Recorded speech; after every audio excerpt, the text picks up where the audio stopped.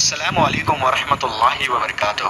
پیارے دوستو، آج کی اس ویڈیو میں ہم آپ کو اللہ تبارک و تعالیٰ کے پیغمبر حضرت محمد مصطفیٰ صلی اللہ تعالیٰ علیہ وسلم کے بچپن کا بکریاں چرانے کا بہت ہی خوبصورت واقعہ بتانے والے ہیں، جس کو سن کر آپ کا بھی دل خوش ہو جائے گا۔ آج کی ویڈیو کو آخر تک ضرور دیکھیں، اور اگر آپ کو اللہ کے پیارے نبی حضرت محمد مصطفیٰ صلی اللہ تعالیٰ علیہ وسلم سے سچی محبت ہے، یعنی آپ عاشق رسول ہے، تو بس اس ویڈیو کو ایک لائک کر کے کمنٹ میں یا رسول اللہ ضرور لکھیں۔ دیکھتے ہیں کتنے عاشق رسول آج کی اس ویڈیو کو دیکھ رہے ہیں۔ تو چلیے دوستو، شروع کرتے ہیں آج کی ویڈیو۔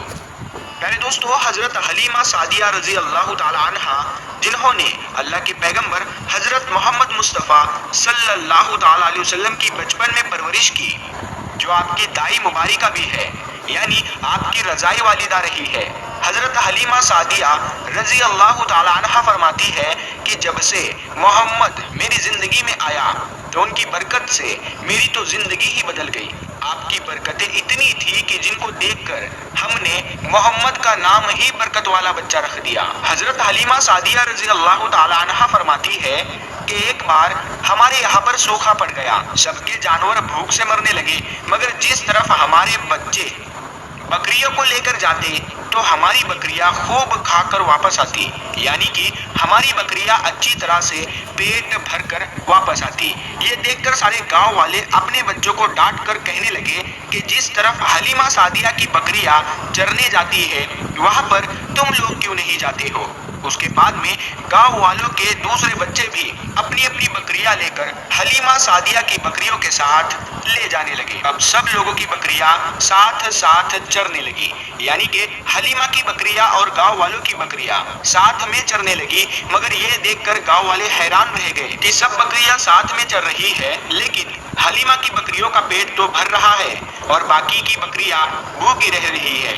یہ دیکھ کر حلیمہ سعدیہ کہتی ہے، یہ سب برکت آمنہ کے لال کی ہے، یہ ساری برکتیں اس محمد کی ہے۔ اور یہی نہیں، حضرت حلیمہ سعدیہ رضی اللہ تعالیٰ عنہ کہتی ہے کہ گاؤں میں جب بھی کسی کی بکری بیمار ہو جاتی تو گاؤں والے اس بکری کو لے کر ہمارے گھر آتے اور محمد کا ننھا سا ہاتھ بیمار بکری پر پھیر دیتے، وہ بکری فوراً ٹھیک ہو جاتی۔ اور یہی نہیں، اگر گاؤں میں کوئی بچہ بیمار ہو جاتا تو اس بیمار بچے پر محمد کا ہاتھ پھیر دیتے تو وہ بالکل ٹھیک ہو جاتا۔ پیارے دوستو، اللہ کے پیغمبر حضرت محمد مصطفیٰ صلی اللہ تعالیٰ علیہ وسلم جب حضرت حلیمہ سعدیہ کے پاس میں پرورش پا رہے تھے اور جب آپ کی عمر مبارک 3 سال کی ہو گئی تھی، تو ایک دن حلیمہ سعدیہ کی سگی بیٹی اپنی ماں سے کہنے لگی، یعنی کہ آپ صلی اللہ تعالیٰ علیہ وسلم کی منہ بولی بہن اپنی ماں حلیمہ سعدیہ سے کہنے لگی، جب میں بکری چرانے کے لیے جاتی ہوں تو میرا وہاں پر بھائی محمد کے بغیر دل نہیں لگتا۔ اے میری ماں، میرا ایک کام کرو، جب میں بکریاں چرانے کے لیے جاؤں تو میرے بھائی محمد کو بھی میرے ساتھ میں بھیج دینا۔ تو یہ سن کر حضرت حلیمہ سعدیہ رضی اللہ تعالیٰ عنہ کہنے لگی، نہیں بیٹی، ابھی محمد بہت چھوٹا ہے، ابھی یہ بہت نرم نازک ہے، کہیں اس کو دھوپ لگ گئی تو؟ دیکھو کتنا حسین اور مبارک چہرہ ہے، میں اس کو تکلیف نہیں دے سکتی، یہ تو میرا شہزادہ ہے۔ اگر محمد کے پاؤں میں کوئی پتھر چبھ جائے، اگر جنگل میں جاتے ہوئے محمد کے پیروں میں کوئی کانٹا چبھ گیا تو؟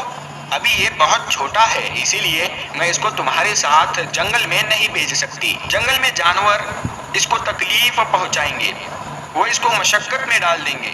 یہ سن کر حضرت حلیمہ سعدیہ کی بیٹی کہنے لگی، اے ماں، تم دھوپ کی بات کرتی ہو، جب میں کبھی بھائی محمد کے ساتھ میں باہر جاتی ہوں تو آسمان سے بادل آ کر ہم پر سایہ کرتے ہیں، اور امی جان، تم جنگلوں کے جانوروں کی بات کرتی ہو تو سنو، جنگل کے جانور بھائی محمد کے منہ کو چومتے ہیں، جانور تو اس کو سجدہ کرتے ہیں۔ اور یہی نہیں، جب بھی ہم بھائی محمد کے ساتھ میں بکریاں چرانے کے لیے جاتے ہیں تو ہمارے سب کام آسان ہو جاتے ہیں، ہماری بکریاں بھی ادھر ادھر نہیں جاتی۔ جب حضرت حلیمہ سعدیہ کی بیٹی بار بار اصرار کرنے لگی تو حضرت حلیمہ سعدیہ نے اجازت دے دی۔ اس کے بعد دوسرے دن اللہ کے پیغمبر حضرت محمد مصطفیٰ صلی اللہ تعالیٰ علیہ وسلم اپنی بہن اور بکریوں کے ساتھ میں جنگل میں بکریاں چرانے کے لیے نکل پڑے۔ آسمان سے ایک بادل کا ٹکڑا آپ پر سایہ کیے ہوئے تھا۔ اس طرح سے 4-5 دن آپ صلی اللہ تعالیٰ علیہ وسلم اپنی منہ بولی بہن کے ساتھ بکریاں چرانے کے لیے جاتے رہے۔ ایک دن حضرت حلیمہ سعدیہ رضی اللہ تعالیٰ عنہا نے آپ صلی اللہ تعالیٰ علیہ وسلم کو روک دیا اور کہنے لگی، بیٹے محمد، آج کے بعد تم بکریاں چرانے کے لیے نہیں جاؤ گے، کیونکہ اب میں تمہیں اور تکلیف نہیں دے سکتی۔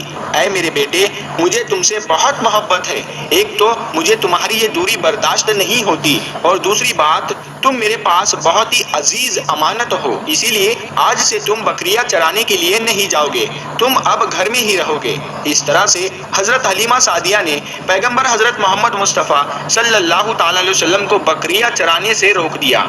پھر آپ اپنی بہن کے ساتھ میں جنگل میں ایک دن نہیں گئے، اس کے بعد دوسرے دن بھی نہیں گئے۔